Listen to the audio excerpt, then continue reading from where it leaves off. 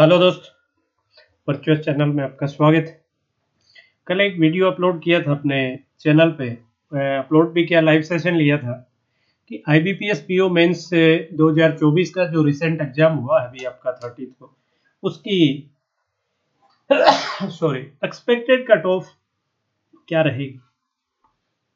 उसमें काफ़ी बच्चों के जो कमेंट्स हैं उसको देख के ऐसा लग रहा है कि डिस्क्रिप्टिव जो पेपर है उसकी सेक्शनल कट ऑफ को लेके बच्चे काफ़ी चिंतित हैं। और स्पेसिफिकली मैं अगर कहूँ तो शिफ्ट सेकंड में बच्चों को कुछ के टॉपिक पकड़ में नहीं आया, पकड़ में जब तक वो उसको टॉपिक को कुछ समझ पाए तब तक टाइम निकल गया। तो कुछ बच्चों ने लेटर लिख पाए, ऐसे बहुत थोड़ा सा लिखा और फिर टाइम चला। उनके जो मन में जो द्विधा थी या जो उन्होंने कमेंट्स में जो चीज़ें निकल के आई उसमें ये था कि क्या इसमें सेक्शनल कट ऑफ में कुछ रिलैक्स ये करेंगे क्या या नहीं करेंगे।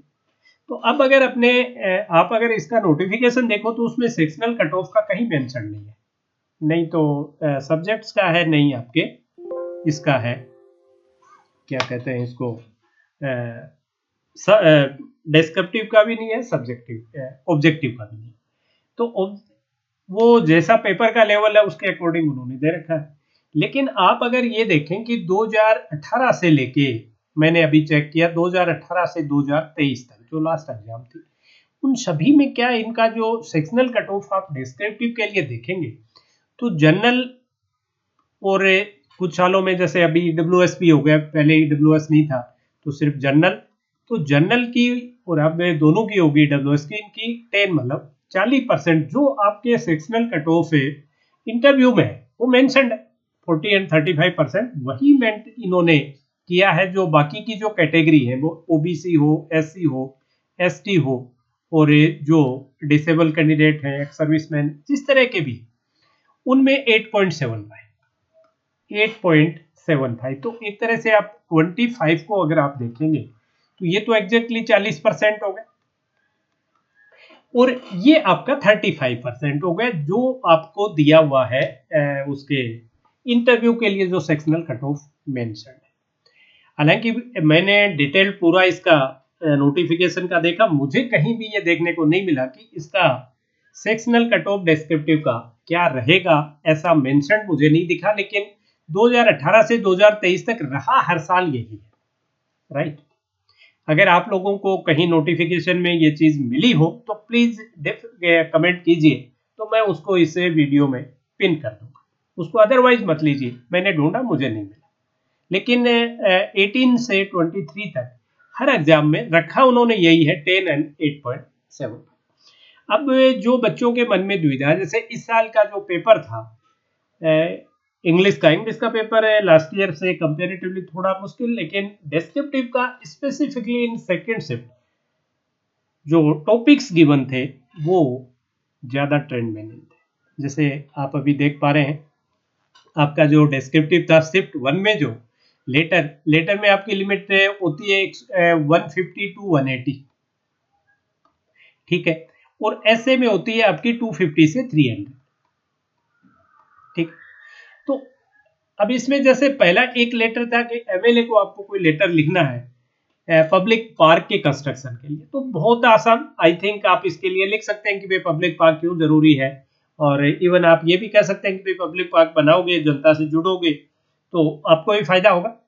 तो ये आई थिंक मेरे हिसाब से इसमें जो लेटर जो तीनों है, तीनों में सबसे आसान और सबसे ज्यादा बच्चों ने किया होगा, एमएलए को एड्रेस करते हुए लेटर लिखा होगा। दूसरा लेटर था कोई एक फॉर्म एबीसी है उसके एडिटर को कोई letter issue regarding non commercial use of renewable energy. तीसरा लेटर क्या था ये मुझे नहीं मिला क्या, बट इसमें मुझे लग रहा है कि जैसे ही एमएलए को लेटर के यहाँ आया मिला टॉपिक कि भाई आपको पब्लिक पार्क कंस्ट्रक्शन के लिए एमएलए को लेटर लिखना, तो आगे कुछ और देखने की जरूरत थी, लंबी चौड़ी नहीं थी।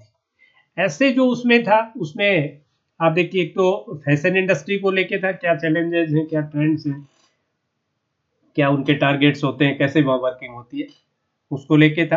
फिर एक गिग वर्कर्स और फ्रीलांसर का कोई कंपैरिजन था या गिग इकोनॉमी पे था। लेकिन देखिए ये काफी चर्चित है आफ्टर आपके क्या कहूँ मैं, कोविड के बाद से आप सभी वेल अक्वेंटेड है गिग वर्कर फ्रीलांसर्स पे लिख सकते हैं।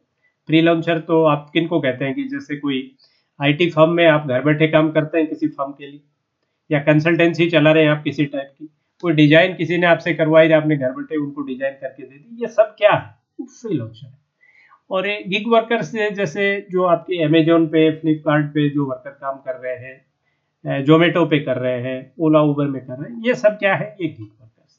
तो इसमें आई थिंक और एक था ऑनलाइन मेडिकल सर्विसेज, जो ऑनलाइन मेडिकल सर्विसेज या जो भी होगी या फार्मास्यूटिकल पूरी इंडस्ट्री के लिए था, गवर्नमेंट क्या था एग्जैक्ट।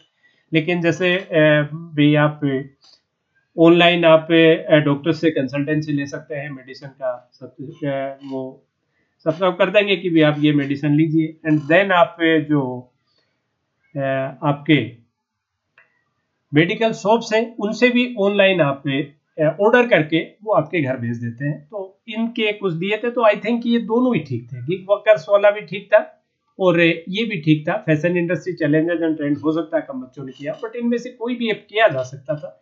एज यूजुअल जैसे प्रीवियस ईयर्स में आते रहे वैसा ही था। तो यहाँ बच्चों का ये क्वेश्चन ज्यादा नहीं था, सिर्फ ये था कि मेरे कुछ छूट गए, जैसे 250 से 300 थे कि भाई मैं 170 कर पाया, मैं 180 कर पाया, या मैं 170 180 या 200 या 250 किया, लेकिन मैं दोबारा उसको लेटर को चेक नहीं, ऐसे को चेक नहीं कर पाया, लेटर को मैंने कर लिया ऐसे को चेक।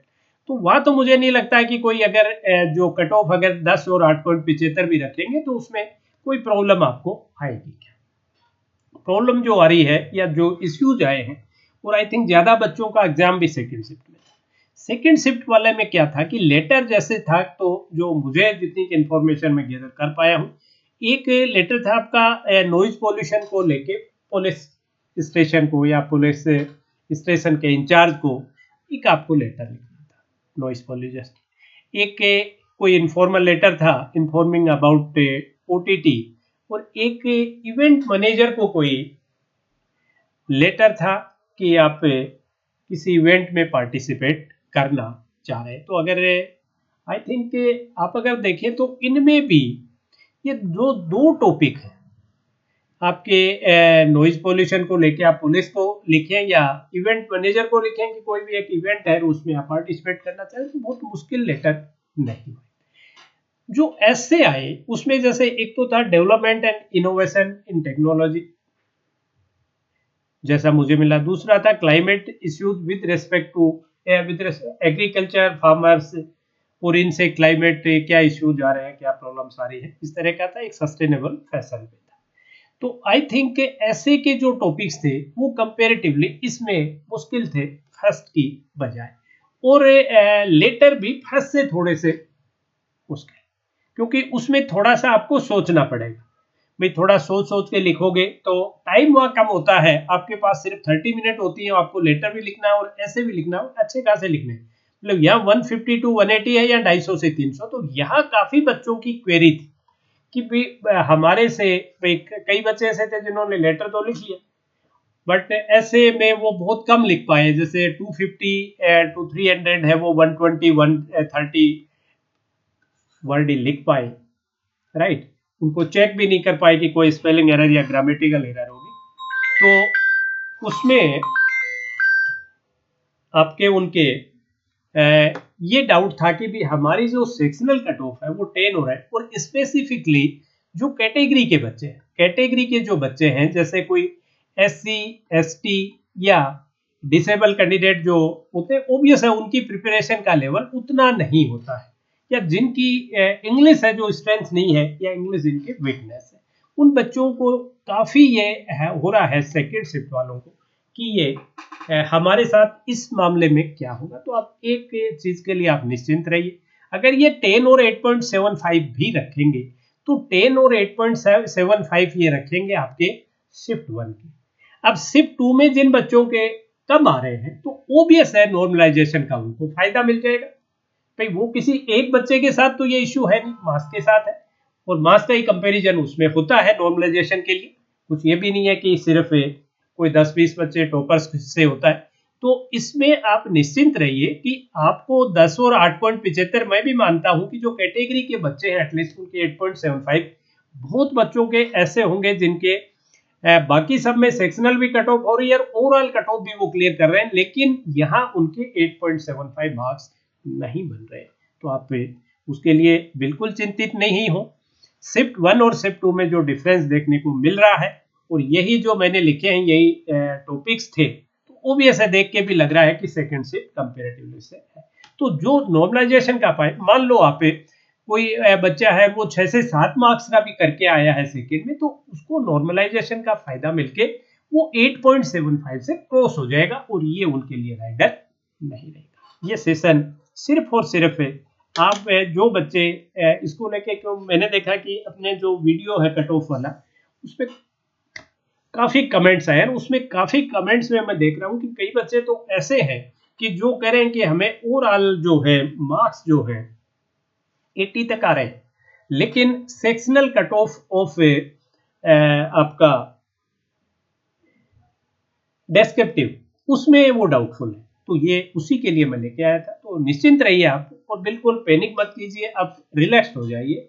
और जिन भी बच्चों का थोड़ा एग्जाम ठीक हुआ है वो अपना इंटरव्यू का भी थोड़ी थोड़ी प्रिपरेशन शुरू कर दें, और आगे आने वाली जो अपकमिंग एग्जाम्स हैं उन पे भी फोकस करें। तो एसबीआई क्लर्क, एसबीआई पीओ के लिए अपने चैनल पे भी बहुत अच्छे शानदार कोर्सेज लॉन्च हो रहे हैं, तो आप साइट की विजिट करें। इसमें यूट्यूब पे भी क्लासेज चलते हैं और पेड प्लेटफॉर्म भी है, तो एक बार आप यूट्यूब की कुछ क्लासेज देखिए। ध्रुव सर लेते हैं रीजनिंग की, और जो आप पेड प्लेटफॉर्म पे कोई कोर्स जैसे कुछ एनुअल सब्सक्रिप्शन वगैरह लेते हैं, तो उसमें क्वांट और रीजनिंग दोनों की क्लासेज आ जाती है। इस साल क्वांट की क्लासेज नहीं हुई, इससे पहले खूब क्लासेज क्वांट की भी हुई है, प्री की, मेंस की, हर एग्जाम की, क्लर्क से लेके पीओ तक। तो एक बार साइट को विजिट जरूर कीजिए, फिर आपको अच्छा नहीं लगे तो आप उसको डिसकंटिन्यू कर सकते हैं। That's all for today session. Have a nice day.